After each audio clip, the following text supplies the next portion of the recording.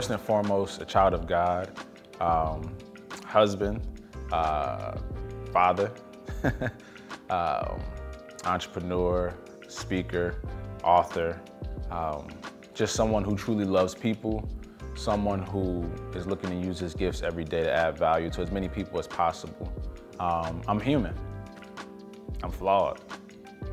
And that's really who I am at my core. I would say I have several gifts, as I believe many people do. For me, one of the main ones that I've recognized early on was the gift of empathy, being able to feel what people are going through, and by doing so, being able to add value to them in that space. For me, it's tough because sometimes I don't want to feel, but it's something that I can't turn off. So for me, having that gift of empathy, it can be challenging, but also rewarding at the same time, because I'm able to truly be there and be supportive for others. I've learned several different ways to kind of cope with the anxieties of life, the stresses of life. Daily practices for me now look like prayer, meditation, and journaling. Those are like huge things in my life. Prayer, of course, that's just a daily practice of me connecting with God. But the meditation piece is fairly new, and it's one that I've began to get more consistent with. And when I say meditation, it's not necessarily sitting with my legs crossed Indian style, but it's more so just sitting in silence and allowing myself to embrace the silence, embrace the voices. What am I saying? What am I thinking? What am I feeling? And acknowledging those things so then I can move forward throughout my day. And throughout that process, it also allows me and helps me to journal, to get all of those things out. You know, what am I thinking? I do this thing called journaling to God, where I'm literally writing, you know, letters to God, as if we're like pen pals. So I'm just writing like, oh, dear God, you know, feeling like this today, you know, I just wanted to tell you this was going on, man, this, and this. It helps me to get those things out.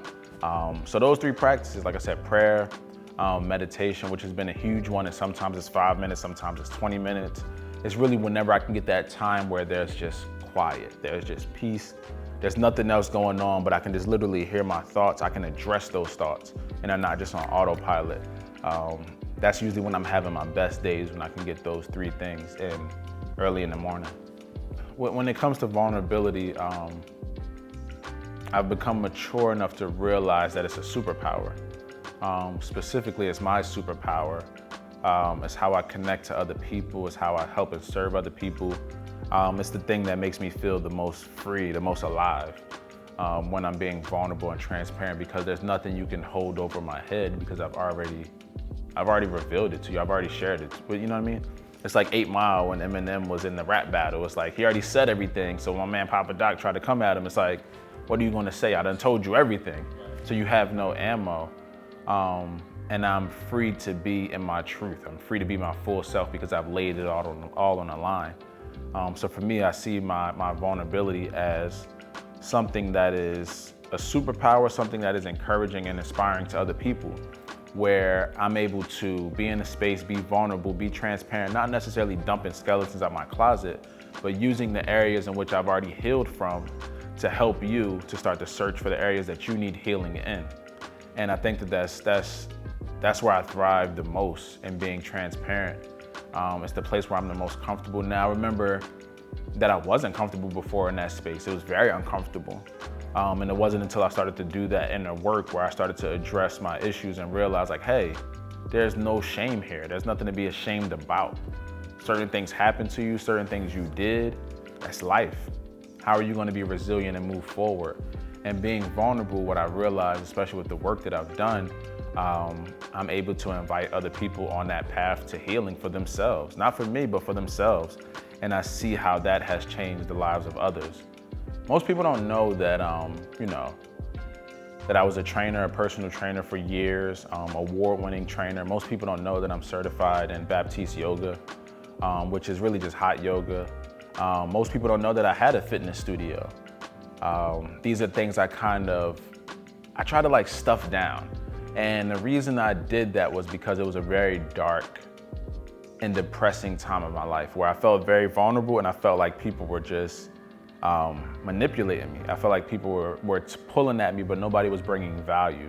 people seen something of value and they were just taking.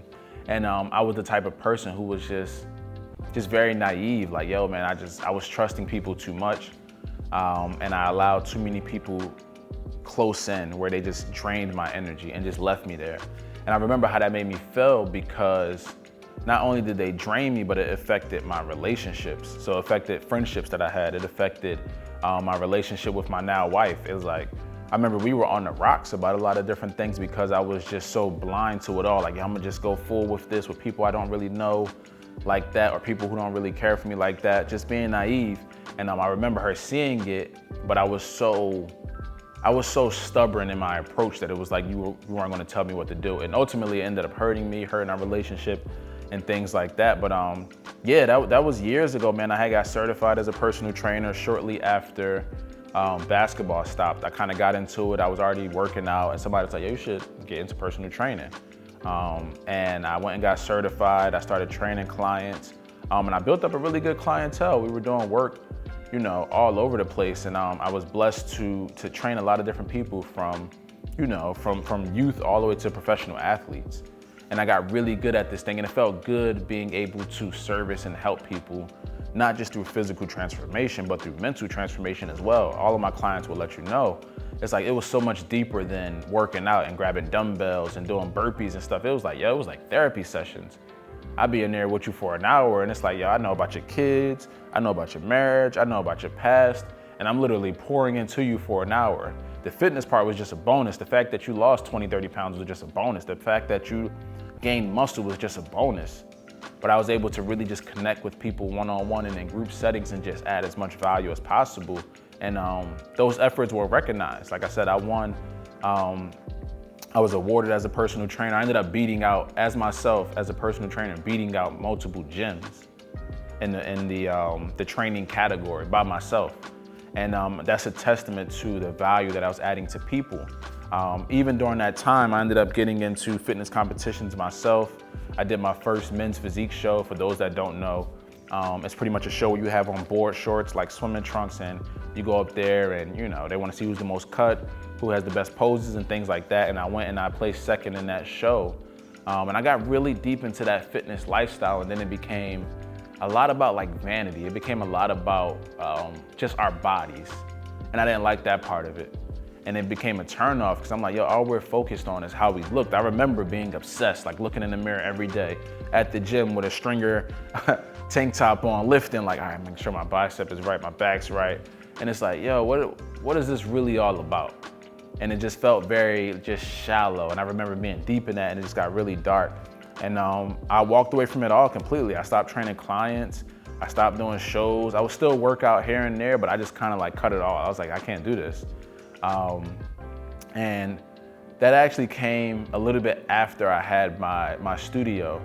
When I had my fitness studio for a few months, I had partnered with a few different people who, you know, they presented an opportunity to me. I was in a very vulnerable spot, I'll say that. I was in a very vulnerable position. They presented this opportunity for me to get this studio. It was a studio that their friend had, and essentially she was trying to sell it. Now at the time I'm thinking, oh, this is a blessing. Like, she's trying to sell this joint. I need to get up in here. The reality is she was trying to get out of it because she couldn't afford it. So they threw it on me, and I'm like, okay, bam, they pumped my head up. Yo, you got this, like, I'm making this much, I know you can do this. They pumped me up, and then as soon as I put the money down for the studio that I didn't have, we were saving this money to buy a place, our first place, me and my wife. And as soon as I opened the studio, everybody disappeared. And I remember feeling like left out there by myself, like, wow, you know what I mean? And it hit me in that moment. I just, again, remember being in a really dark spot multiple times in my car, just sitting in front of the studio, just in tears, man, like, yo, God, what's going on? Like, I don't understand. Like, I'm trying to help people. And I felt like God was telling me, like, you're moving too quickly. You know what I mean? That wasn't me that said, do this. You did this because you were desperate. You know what I mean? This isn't what I called you to do. You moved out of desperation. And I had to learn that hard lesson. It was rough, man. I remember, like, sitting in my studio with the lights off, just sitting there, legs crossed, just crying, like, man, I can't do this. And after a few months, ended up closing that studio, and was really lost after that, trying to figure out, like, what's the next step for me to do. And during that time, I had been really introduced to motivational speaking, E.T., Enki, a few different other people, and I got really deep into that headspace. Like, yo, I love this. Like, the way they're making me feel is the way I want to make other people feel. And I started to pursue that. I was blessed with an opportunity with an old friend of mine to speak to a group of people at Rutgers University, and I just went there, shared my story, and after that, I had people coming up to me like, "Hey, you got a card?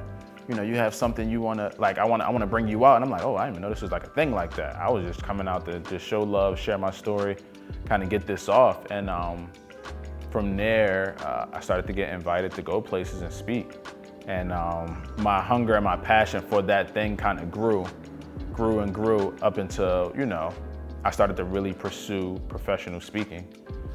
But yeah, that fitness track, a lot of people don't know about that. And during that time frame, what I didn't mention was I did get certified in Baptiste yoga by the same people who kind of left me hanging.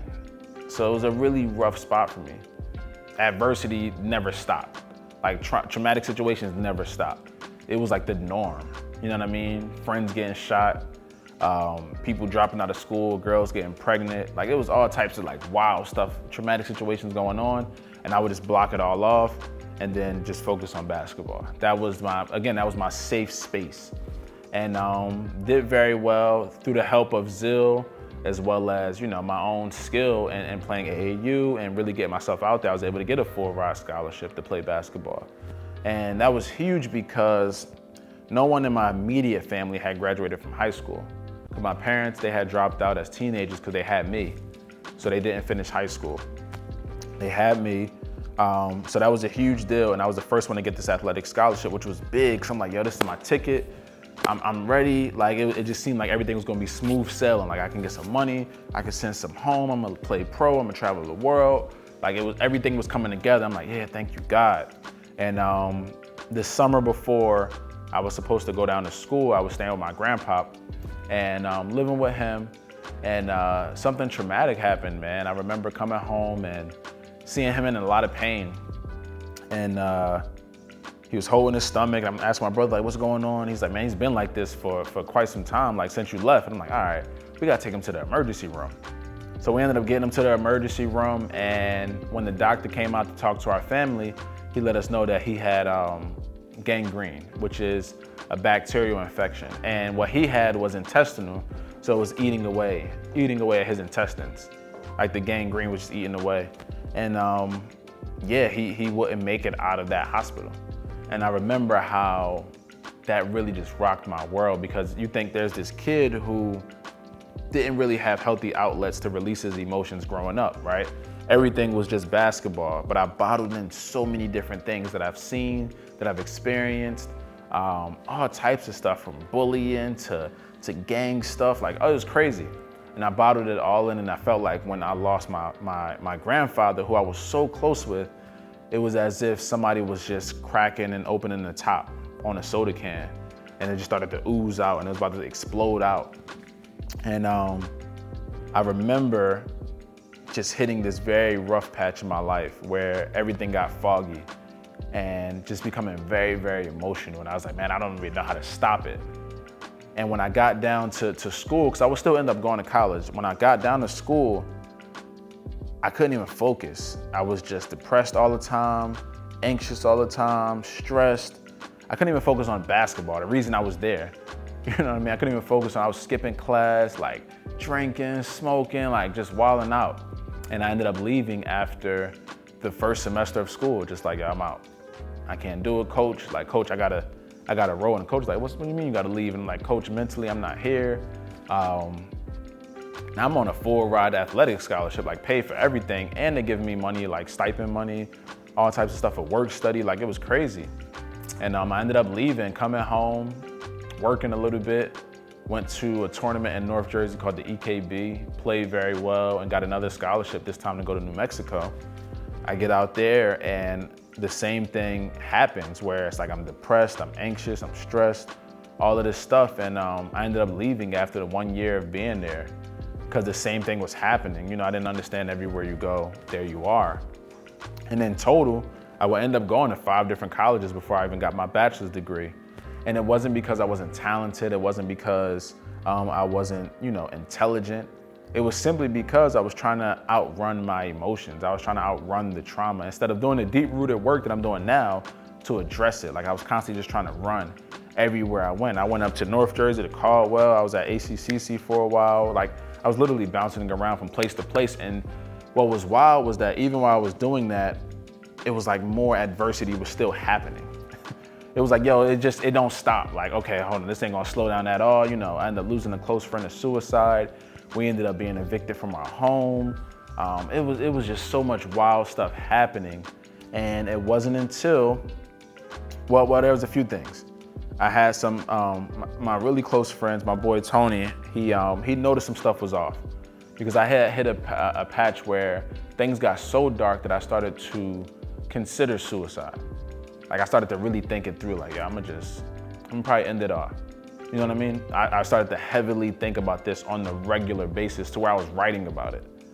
And he noticed some stuff was off. He took me to the gym with him a few times, and then he would introduce me to another guy, Ty, and then somebody else, KD, and we would just start to work out. He was like, let me at least get you out the house. You know what I mean? And we would work out, exercise. It was cool. And what would happen, and this kind of started to shape my thinking a little bit and sent me on my healing journey a little bit, was we would sit in a locker room, right? We would sit in a locker room and we would talk, but we weren't talking about sports. We weren't talking about women. You know what I mean? We weren't talking about partying, all of this. We weren't talking about none of that, but these dudes, I watched these grown men who were older than me talk about the adversities that they were facing within their relationships, within their lives, and what they were doing to kind of get through it. And I was like, man, this is deep. It was like a foreign language to me. I was like, yo, I didn't know dudes even talk like this, especially black men. Like, what? We talking about our emotions? I guess it's safe to do that. And they created this safe space for me. And over months, I physically started to get stronger, but mentally, I started to get stronger, and I started to get to a place of healing to where I wanted to find out more about my emotions, more about my mental health, more about this healing process. And it sent me on my way, man. And I still had more adversities that came because it doesn't stop. But I did hit that fork in the road moment where basketball was kind of on the back burner because it got snatched away from when I tore a bunch of ligaments in my ankle, playing basketball, of course. And I remember thinking like, yo, I gotta make a decision because this isn't gonna be able to save me for much longer. You know what I mean? At some point, this game is gonna stop, the ball's gonna stop bouncing. I need to address these things that have gone on. And it was a process over years. Like I said, I went to therapy, I got baptized, but then I started to have tough conversations with people I love, with friends, with my parents. And there was a lot of friction, but what it did was it began to help me heal inside. I started to feel lighter. And one of the most important things it did was it started to transform the people around me. You know what I mean? So I know my dad, he started considering therapy, my brother, my mom. It was huge, man, to see what one person being a trailblazer can do for the people you love, for your family. And that was kind of my journey up until this point. Like I said, it's a daily thing that I work through now. I got to work through the imposter syndrome. I had to figure out who I was at my core. And I still have moments of doubt. You know what I mean? I'm not trying to make it seem like I'm super good. It's like I still have moments that come up. I guess the biggest thing now is I'm willing to continue to push through, even when I don't feel like it. Because I know it's bigger than me. I know it's bigger than me, and I know that there was a purpose for all of that. Like I know God didn't bring all of those things into my life and make me so gifted in this area for it to just all be gone and it never matter again. It's like, no, it's purpose in that. It's not what you thought it was gonna be. You thought you were gonna play pro. You thought you were going to the league. You thought you were going overseas. You thought those things. That's understandable, I get it. But the reality is, full circle moment, I'm actually bringing you back to do this. And it's like, okay, all right, I wasn't supposed to completely let go. And God's so gracious that he's like, here it is right here. I know you let go of it, but I've had it this whole time in my hand. Here you go. Now you're ready to go serve. I believe that that's where God is calling me to serve the most at in this season. That's where I believe I'm an expert at. A lot of people think that I'm an expert in mental health and these different things, which I'm very well versed in knowledge. I have that information. I'm very wise in these spaces. But it's something about the athletes, man, where I have this soft spot in my heart to come and add value to them. So moving forward, that's really where my focus is going to be. I'm still going to be working with schools. I'm still going to be working with educators. I'm still going to be adding value to nonprofit sectors and all of these different organizations. I'm still going to do that work because it's necessary and it's needed. I have a gift and I'm supposed to be there serving as well. But that main focal point, man, is going to be with athletes of all ages, all kinds, from youth all the way to pros, sports teams to coaches to athletic directors, like whoever it is. I'm going to be adding value as much as I possibly can in that space, whether that's me coming and speaking, whether that's me running programs, whether that's me coming in to talk about mental and emotional wellness, whatever that takes, whether it's content. I'm going to be very focused and geared towards bringing that value because it's a necessity. It's a necessity. A lot of the kids that I know from the communities that I go to, they play sports. It's almost like the one thing that we all have in common in those areas. And it's the medium that I know I can get to them. A lot of times it's hard to get to different people because we don't really have a medium that we can get to them with. But with sports and these athletes, I can get to you. And then we can touch on something a little deeper and I can help you see life outside of just the game. Help you to see the vehicle for what it is, but help you to actually see life. And there's a lot of life lessons through sports. People who are athletes understand that. So I firmly believe that I'm in a place now where I've healed and I've mourned the losses and I've mourned the dark times. I've mourned those things now. I understand them, I've recognized them, I've acknowledged them. And now I feel like I'm being called to put on my gear and like go in the fire and go like start extinguishing. I remember helping my close friends. I had a really close friend who I won't mention, but his mom used to always compare him to me. We were in the same grade. This is my guy too, like one of my best friends when I was younger. We used to play ball all the time. I remember one time me and him, we shoveled off an entire basketball court in Woodland. We shoveled off a whole basketball court in the snow so we can shoot on one side. Like that was my guy. But I remember how his family almost would make him feel like he wasn't doing enough. And it was always like, oh, well, Nate's doing this. And I was like, I don't, but I'm a kid though. So it's like, what I'm gonna say?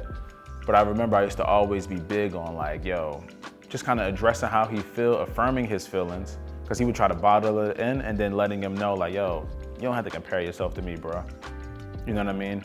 And just really adding as much value as I could to him. And pretty much trying to bring him everywhere I was at. And anywhere I would go, I try to bring him along, bring value to him as much as possible. So I've always had this thing of where I wanted to help people because I seen, even as a young kid, I didn't understand mental health or anything like that, but I knew this was doing something to his psyche. Like I wasn't that naive to be like, oh no, something's going on with bro. Like y'all doing something to him. And I was right because years later we would lose connection once I started going to college. But years later, I came to find out that he was in a mental institute. And I remember going to go see him and it was like really heartbreaking. And we're adults at this time. I go see him and he's older, got heavier, all this stuff, gained all this weight. And I was like, man, this can't be the same charismatic, intelligent, talented dude that I knew back in childhood. And it was like, yo, mentally he went off his rocker. You know, the negative stuff that was being said, the stuff that was happening, and it ate him up so much. You know what I mean? He ended up going off to the military, then going AWOL. And then, you know, almost facing jail time. Like it was so many different things. And I remember thinking like, man, it's unfortunate because we grew up in the same exact environment, except somebody was feeding him negativity all the time and telling him he's not enough and telling him he's less than and comparing him to this. And I believe that kind of ate away at him, man. And it was just tough to see and kind of tough to be around. And we're still cool now, obviously not as tight, but I feel like I've always had that in me since I was a kid, just to add value to people. I don't know where I got it from, maybe my mom, because she was big on taking care of people, big on loving people. There'd be times where we would have multiple people like living at our house that I didn't even know. I'm like, who is this? And she's like, she's just taking care of them, which was crazy. She's like, you wake up, somebody else says, oh, they're gonna stay with us for a few months. Like, who? But she's always had that heart. So I believe I got that from her.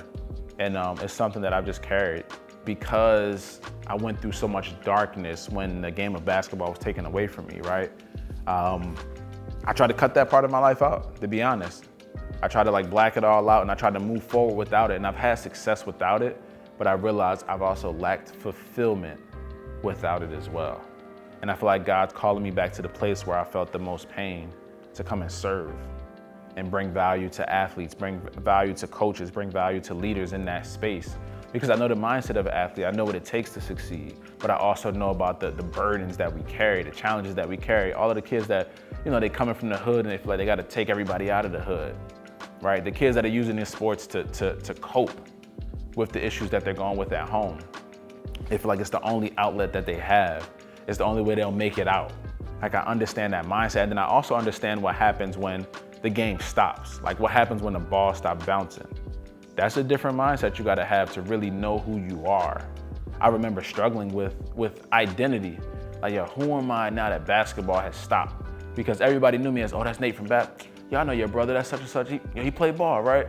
It's like, that's what I grew up on. That's what it's always been about. You've known me because I played ball. You know me because I've been an athlete.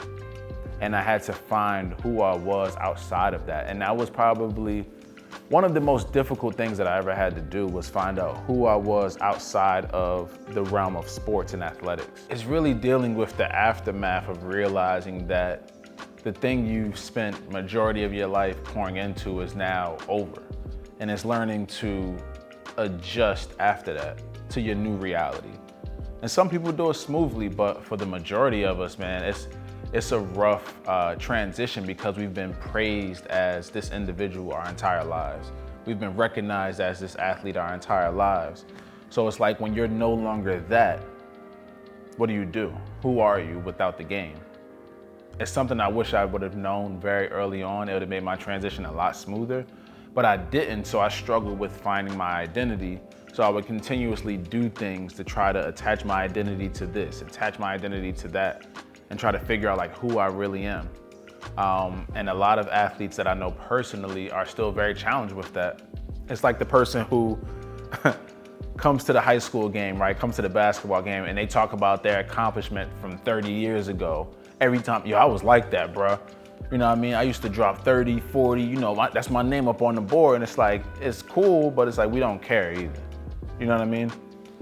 But those individuals, I believe, are challenged with that same issue, post-traumatic sports syndrome, where it's like, man, I don't know how to transition out of this. I don't know who I am without this medium right here, because this has always been what I've been identified with. This is what people value me for. And as a young Black man, a lot of times the love we receive is very transactional. So with sports, it's like, yo, the better I perform, the more you love me. The better I play, the more love I get. So we put so much value into that. We go so hard for that. And then it's like, all right, the game has now stopped for me completely. I can no longer play it. How do I receive this love? And then you go into crisis mode, and that's a challenge for a lot of us. And for me, I know I went into that mode. I started to seek validation in so many different areas. And it was unfair to the people who love me, because I put so much pressure on them for them to validate me. And that wasn't their job to be like this person that's validating me all the time. And it was always performative. I would try to show up and do things and do more and do this and be this. And I would want to receive, instead of just being loved for who I was.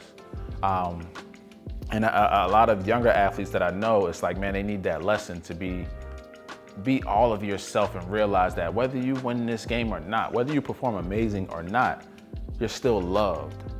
Now, we want you to do your thing. We want you to dominate. We want you to win. That's amazing. But that doesn't change this unconditional love that I have for you.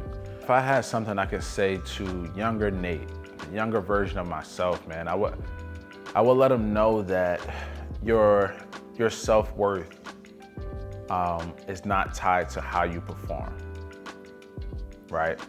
Whether you do amazing, whether you drop the ball, whatever it is, like, your self-worth is not tied to the performance. You're loved for who you are, right? Anything else you do on top of that is just a bonus, but it'll never change how you're seen and how you're loved. The reality is, most people are gonna forget about the mistakes that you made. We're gonna move on to the next play. That's the mindset I want you to develop. Move on to the next play. Like, have amnesia about the things you drop, move on to the next play. And not just in sports, but in life. Like, move forward and don't hold so much to how you perform, because you're more than your body, you're more than your performance, you're more than making a basket. You're someone who's incredible, someone who's valued, someone who's loved, someone who's amazing. And I want you to live from that space. So again, whether you play lights out, whether you become an all-star athlete, or whether the ball stops right here and you're done, either way you're loved. And I feel like when you operate from that space, from that space right there, the sky's the limit. Because you'll never limit yourself to the opinion of someone else. I think the biggest thing that I want to offer athletes moving forward as we're in this whole rebranding process, as I believe God's called me back to this space of athletics, is helping them to understand that they aren't alone. Like, the pressure of being an athlete is a lot. I don't think people really soak that in. Like, we kind of see people and they entertain us and they're amazing, but it's a grind, man, from the training to learning the structure of the game to handling the hecklers and the fans. And, for the individuals like myself, it's like, I'm trying to put my whole family on my back to get us out of this rough situation. And it's like, it's so many different things and aspects to it on top of the mental and emotional side of the game, because the reality is no matter what sport you're playing, it's more mental than it is physical and skill. You can have the most skill in the world, you can be the most talented in the world, but the person who truly believes they are the best, the person who has the confidence, the person who is mentally stable, mentally strong, emotionally strong in those those intense situations, that's the person that's gonna thrive and win. I've watched so many people in my years that are extremely talented, but fold when the lights cut on. Not because they're not amazing, but because mentally they couldn't handle the pressures. I watched so many individuals who were phenomenal athletes, did amazing things, but they allow the pressures of the streets and home to ruin their lives. I've watched people have it all, win, do amazing, and then kill themselves. So for me, the biggest thing I'm looking to bring is that mental and emotional awareness to, one, help you understand you're not alone, but to help you to really mentally navigate this life as an athlete, because it's very demanding, it's very challenging, but it can be very rewarding. There's so much of life that's tied into athletics, so many different lessons you can learn. But if you're emotionally and mentally not there, you'll drop the ball. You'll allow things to crumble. And I know because I've experienced it. I know what that felt like. Going to 5 different schools, leaving teams here, leaving this here, running from my emotions, battling with suicidal ideations. I know what that feels like. This isn't something that I've read in a book or some information I got from a YouTube video. I have firsthand experience of what this feels like and how to get through this thing. How do you grow through this? How do you separate yourself from your personal self as well as being an athlete at the same time? Like, how do you do both? How do you be a student athlete, right? How do you come home to your family, love on them, and then be able to turn on that athlete mode when you get back to the gym, when you get back to the field, whatever it is? Like, how do you live that kind of life? I understand it now. And I believe that God put me on this journey, man. And it was rough, and I don't recommend it for anybody else, but He put me on this journey to experience it all, the highs and the lows, the ups and the downs, the peaks and the valleys, to really see what that felt like, the mental roller coaster of it all, to be able to come back and walk these athletes through this process of healing, through this process of mental strength, through this process of emotional fluency and emotional stability, to really walk them through this thing. And I believe that He's calling me to do it in the aspect in which I've learned it in, which was the locker room. I learned it in that space, which I shared earlier. It's like bringing you into that space and helping you to really tap in with yourself. I believe that's the best way to do it, and I believe I'm gonna help a lot of athletes all across this world thrive, not just in their sports, but in life. And that's the biggest thing for me to realize, like, hey man, this game can do a lot for you. Not just on the sports realm, but in life. It can really set you and your family up for generations to come. If you treat it right, if you treat yourself right, and if you really, really value your mental health. I'm Nate Evans Jr., and this is my truth.